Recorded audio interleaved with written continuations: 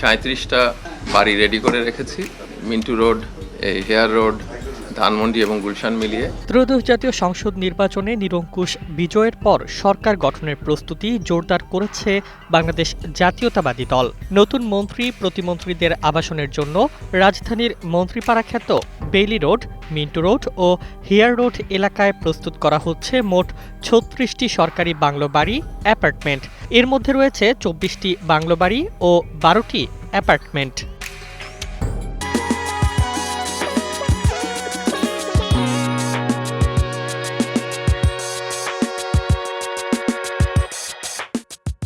দলীয় সূত্রে জানা গেছে, সম্ভাব্য নতুন মন্ত্রিসভার আকার হতে পারে ৩৫ থেকে ৩৭ সদস্যের।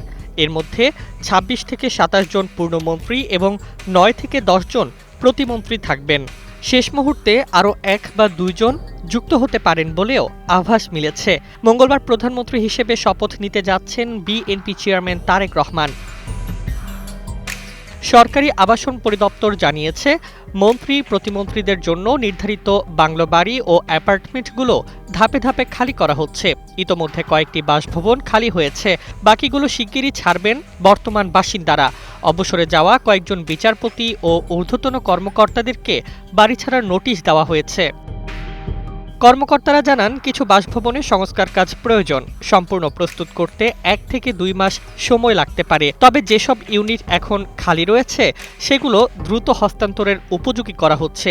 অতীত অভিজ্ঞতায় দেখা গেছে, মন্ত্রিসভার সব সদস্য সরকারি বাসভবনে ওঠেন না। কেউ কেউ নিজস্ব বাসা থেকেই দাপ্তরিক কার্যক্রম পরিচালনা করেন। ফলে প্রস্তুত ৩৬টি ইউনিটের মধ্যেই নতুন মন্ত্রী ও প্রতিমন্ত্রীদের আবাসন নিশ্চিত করা হবে বলে মনে করছেন সংশ্লিষ্টরা।